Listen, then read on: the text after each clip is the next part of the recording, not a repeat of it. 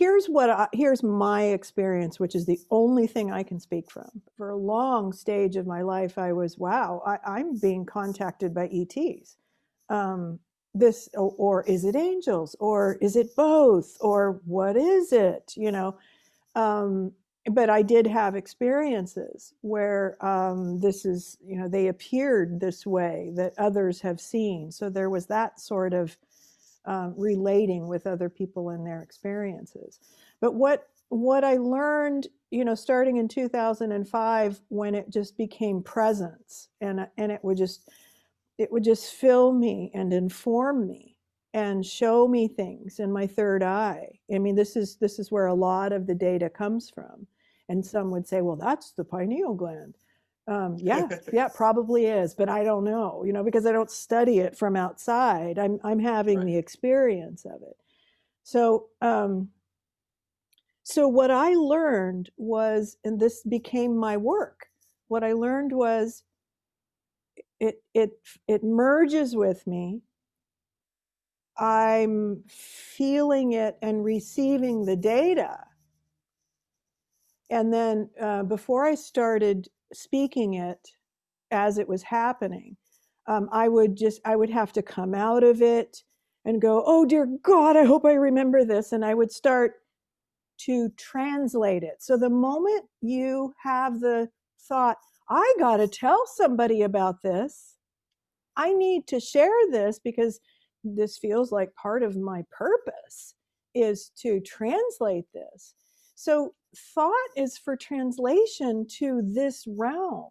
We don't need to translate it if we're all on board and remembering the rest of our consciousness and engaging with it and with it. So what would that look like in dialogue and conversation?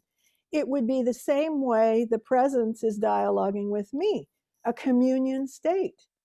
And so we would all just commune with each other, and we wouldn't have to break things down into just these tiny little pieces, these, to study and see through the lens of mechanics. Yes. Versus connected to all that is, connected to the field, remembering who we are and speaking from that place if we need to. But do we need to in that state? Right. Because it's just communion. It's all energy. And I part of my my sense of urgency has been, hurry, we're running out of time for people to wake up to this and remember this, because as long as we stay separate from ourselves, separate from the rest of this, from our soul, or from the feminine or the mother, I talk about it a lot in terms of that, because this is the what I've learned is this is the divine mother that has been suppressed for so long within our conscious, just complete. That's part of the conditioning. When she's, call it Kundalini or whatever, when she's released and she has a voice again, and she informs us again, then we're able to come back together again in our wholeness. The way we were originally designed is what this presence has communicated with me. Then we own this. Therefore, we cannot be owned by anyone else. Yes. Yes, exactly. Because we see, we know. Right. Period. Yeah. There's no argument about it. There's no warring over it. There's none of that. So this is how we rise up out of this 3D perspective, because that's all it is perspective. Oh man, I have so many thoughts. Oh Good, go. Oh, whew, the consequence of intersubjectivity that we have yet to acknowledge. Like I think, for example, here's how I have it from my experience, and it's really hard because it's so vast, you know. So feeling capital F, to be philosophical about it, um, but feeling capital F is ineffable. It can't be erred. Um, uh, it, it, and it's just its own vast world onto itself. And when I had my first thought, it was like what I would call, because I know there's many different versions of it, but that's what I call the divine masculine. And it wasn't like a thought where, oh, to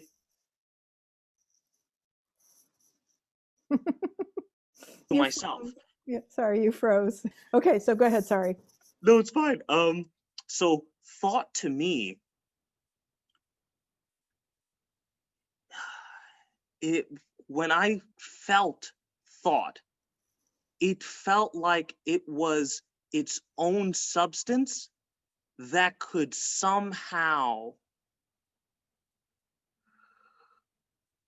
it so the difference between capital T thought and capital F feeling in that first experience was thought was about something and feeling was, period. You know, Yeah. feeling is, but thought was aboutness. It was sort of like all of a sudden being acquired a beingness onto itself and then started to play, started to fool around.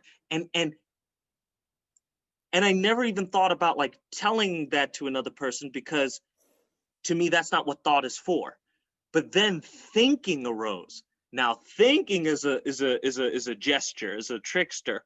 When you begin to think, then this is where I think the kind of pressure or force occurs, influenced by the external, where it's like, oh, now I'm thinking about myself. Do others think? What's going on? And this is why I think this happens, is because thinking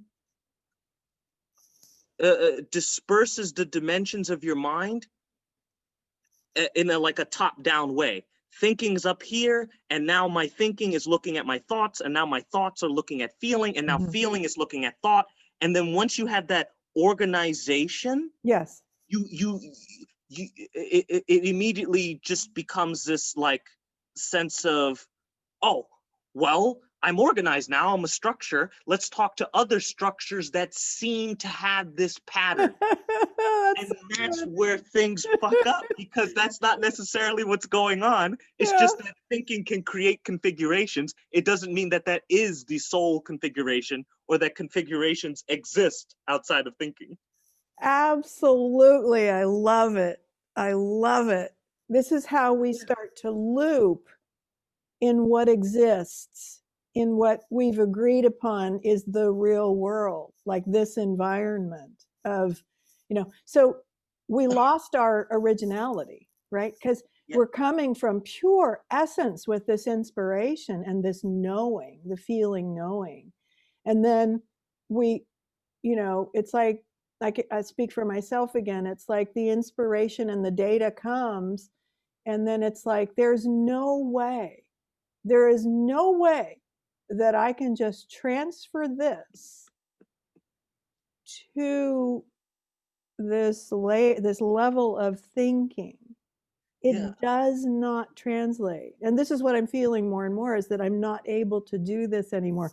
Not that I was, I just tweeted this actually, not that I was ever really good at it, but Right. I'm finding that I'm just not able to, put in the energy's not here, which tells me that this phase is over for me, that I can't keep, you know okay, I'll try it this way, I'll try it this way, what if I tried it this way, Right. so that's gone.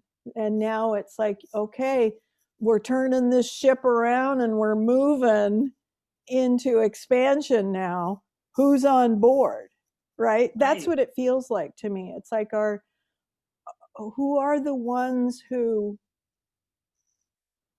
feel this and who can listen to these kinds of conversations and go, yes, yes, yes, like we are, Yeah, exactly. and not be able to know how to translate it or talk about it.